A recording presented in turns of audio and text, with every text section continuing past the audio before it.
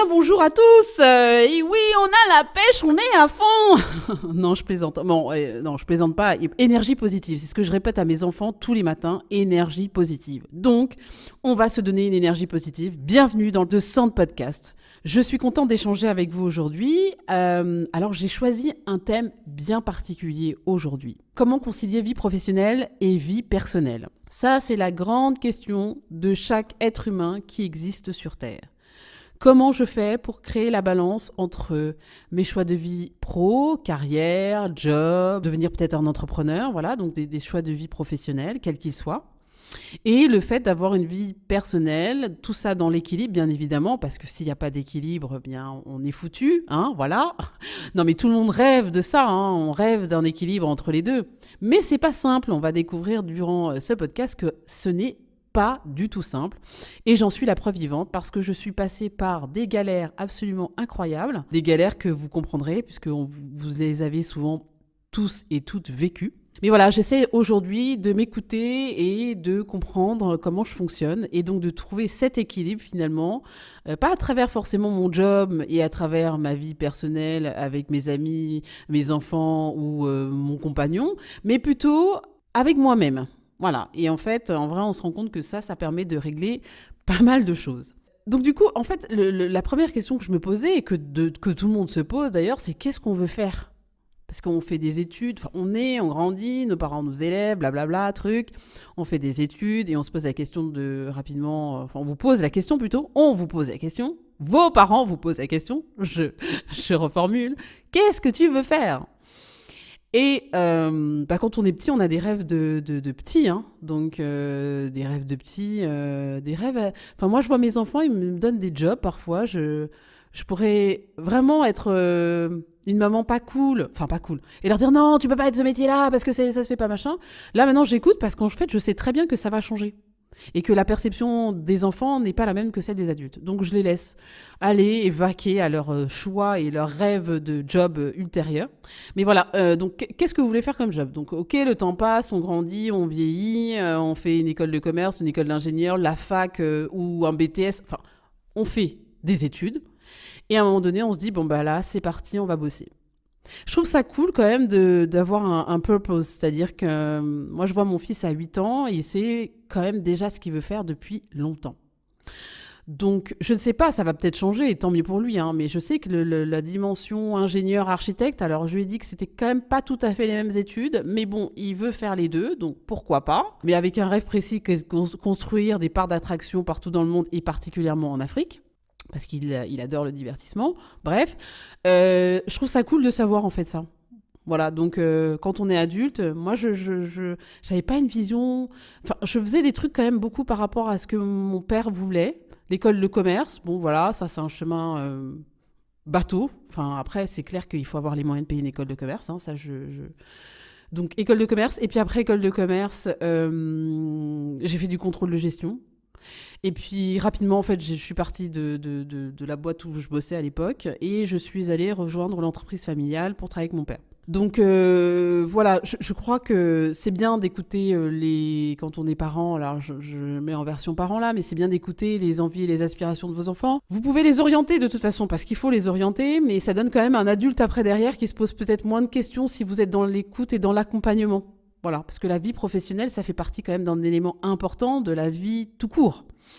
Donc voilà, est-ce qu'aujourd'hui, vous vous dites que le job dans lequel vous êtes correspond à ce que vous avez envie de faire ?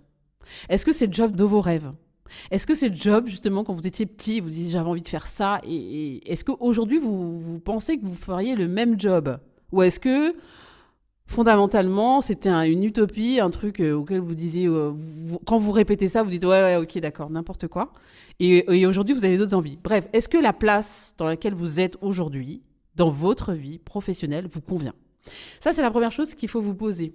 Parce que si effectivement, après avoir posé les pour et les contre, souvent on fait des listes, bon, plus, voilà, j'aime bien, voilà, je suis bien payée, j'ai un poste à responsabilité, ou j'ai un poste où je suis créative, ou j'ai un poste où j'échange avec plusieurs personnes, ou j'ai un poste où je voyage. Bon, bref, je fais la liste des plus. Je fais la liste des moins, en fait, voilà, je bosse 10 heures par jour, je trouve que je suis mal payée, je trouve que je suis pas assez considérée. Bref, vous listez. les plus, les moins. Et ça vous permet d'avoir une cartographie finalement de votre vie professionnelle de manière totalement honnête et transparente. Honnête avec vous-même. Parce que finalement, c'est un exercice que vous faites pour vous. Donc ça, je dirais, c'est la première chose. Et une fois que vous avez fait ça, il y a des gens qui sont aujourd'hui... moi, j'ai 40 ans. C'est un âge où on s'interroge sur plein de choses. Mais voilà, en vrai, on peut avoir le luxe, si on le décide, de changer de vie professionnelle. Parce que la vie dans laquelle on est aujourd'hui ne nous convient pas.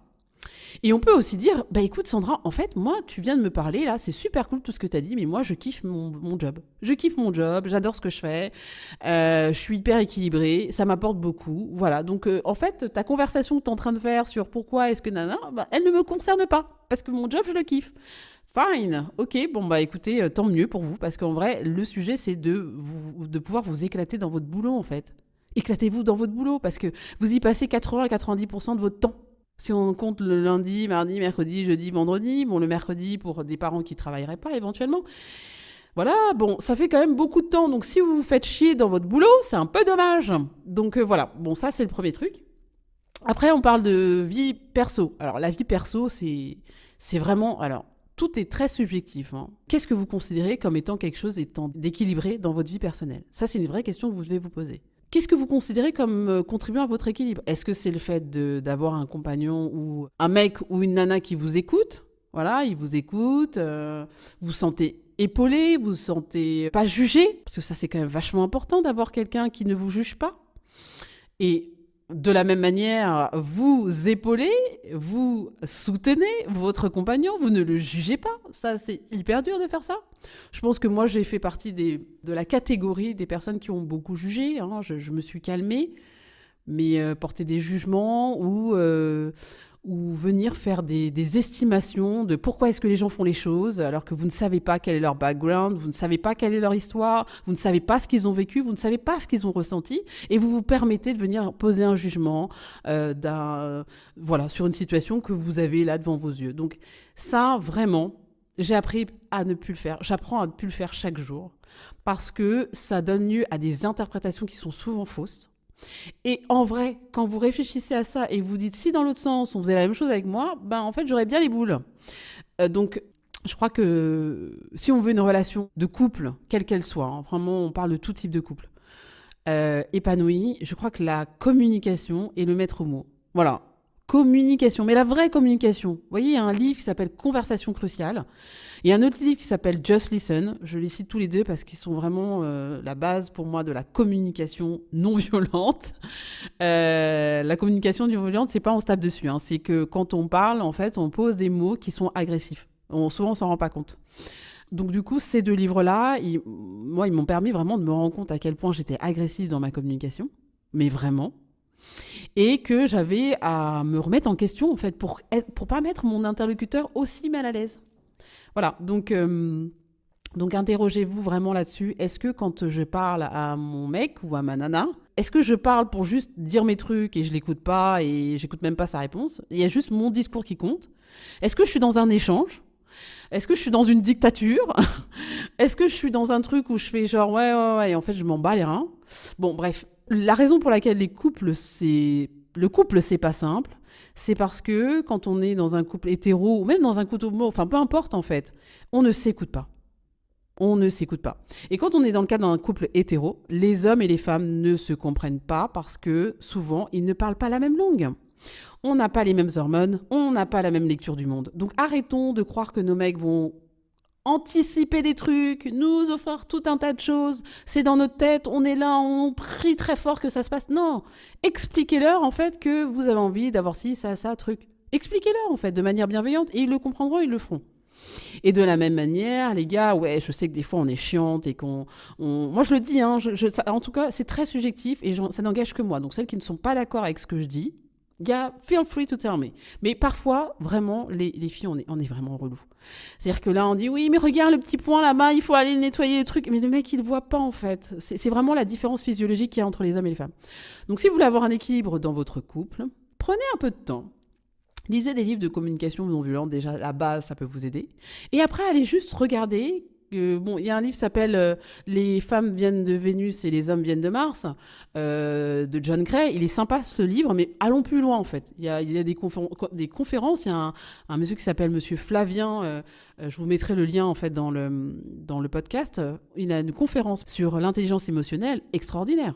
Moi, j'ai écouté plutôt sa conférence et je me suis dit, waouh, j'avais rien compris. Je n'avais rien compris. Donc, j'étais en train de faire des trucs qui me mettaient à chaque fois dans les problèmes. Alors que si j'avais, bon, c'est tout sourcil, mais là, je comprends mieux maintenant, mais ça m'aurait évité quand même de me prendre la tête avec notamment le père de mes enfants ou d'être une Cruella ou qu'il pense que je suis une Cruella alors que je ne le suis pas. Voilà. Donc, tout ça pour dire que l'équilibre personnel, il peut passer donc par le couple, mais il peut passer par d'autres choses aussi. Vous avez des passions, vous avez des choses que vous adorez faire, mais vous prenez jamais le temps de le faire. Prenez le temps de faire des trucs, en fait. Vous aimez aller au musée, vous allez au parc d'attractions, vous aimez voyager. Bon, après, tout ça, c'est une question de moyens, hein, je l'accorde. Hein. Mais vous pouvez décider. Moi, je sais qu'à un moment donné, je me suis retrouvée, j'étais vraiment en galère de thunes. Donc, du coup, j'ai appris à vivre avec un peu moins d'argent. Enfin, beaucoup moins d'argent, même à rien. Mais je reste quand même hyper chanceuse par rapport à plein de gens qui ont vraiment rien, donc je modère mes propos. Mais ce que je veux dire, c'est que du coup, moi, toute la partie matérielle, d'avoir une voiture et tout ça, en fait, je me suis détachée de ça parce qu'à un moment donné, j'avais pas le choix. Et après, honnêtement, aujourd'hui, moi, avoir une voiture, en fait, ça ne sert à rien. Et encore une fois, c'est personnel. Ça ne sert à rien, en fait. Ça pollue de malade. Je me suis quand même entre-temps connectée à vraiment la nature et la pollution. Et je me dis, voilà. Puis aller tout le temps mettre de l'argent, du carburant, etc., pour moi, c'est insoutenable. Et j'ai préféré mettre cet argent dans autre chose. Donc, je fais beaucoup de musées, j'ai beaucoup de loisirs culturels, j'achète des livres à mes enfants très, très, très, très, très souvent. Ça représente un budget énorme. Et puis après, là, je vais recommencer à voyager. Donc, du coup, c'est un choix. Vos loisirs sont un choix. Mais ne diminuez pas, en fait, vos moments de plaisir dans la pratique d'un loisir ou d'une passion, s'il vous plaît. Ne vous oubliez pas. Voilà. Voilà, et après, moi je pense que c'est un autre truc quand même que je voulais vous dire, enfin 2-3 autres trucs plutôt que je vais dire par rapport à cette vie pro, vie perso, c'est n'hésitez pas à organiser. Ouais, c'est chiant. Il faut organiser, il faut structurer, il faut faire des plannings. Oui, on a l'impression qu'on n'a plus le droit à avoir une forme de spontanéité, blablabla. Mais c'est pas vrai. Alors, je vais vous dire pourquoi. Moi qui étais genre tout le temps en mode « Ouais, c'est bon, on va y aller, t'inquiète, on va gérer tous les plans dernière minute et tout », je fais plus ça. Parce que c'était épuisant, parce que j'ai 3 gosses et qu'à un moment donné, faire la bouffe à la dernière minute, c'est pas possible. Donc maintenant, je fais la nourriture 1 fois par semaine pour toute la semaine. C'est enfermé dans des bocaux, dans mon frigo, des bocaux en verre que j'ai achetés qui conservent très bien la nourriture. Je fais tout moi-même, par contre, parce que j'ai aussi envie de manger sainement. Et du coup, ça change la vie parce que je rentre chez moi, je suis pas en train de me poser la question de savoir ce qu'on va manger, nanana, un truc, tout est déjà prêt pour une semaine. Donc, clairement, vous n'êtes plus en train de vous mettre un stress supplémentaire. Donc, je augmente mon level d'équilibre. Voilà, donc je voulais partager avec vous des petits tips. Je pense que dans les épisodes qui vont suivre, je vais rentrer dans le détail. Je pense que je ferai un épisode qui sera consacré vraiment à comment obtenir la vie professionnelle que vous désirez. Comment obtenir le job de vos rêves. Écoutez-moi bien, comment obtenir le job de vos rêves. Et je ferai des podcasts aussi sur la relation de couple. Je rentrerai plus dans les détails. Hein. Vraiment, là, je vous ai fait des petits teasings, mais comment on gère une relation de couple, de ce que j'ai appris, de mon vécu, de mon histoire. Alors, je ne détiens pas la vérité absolue, hein, clairement. Mais j'ai essayé de chercher des réponses pour que ce soit plus simple pour moi, en fait. Hein. Et après, de transmettre ça aussi à mes enfants. Qu'est-ce que je transmets à mes enfants en représentation du couple, de la famille ? Voilà, donc on rentrera un peu plus dans les détails dans chaque sujet. En tout cas, merci d'avoir partagé ce podcast avec moi.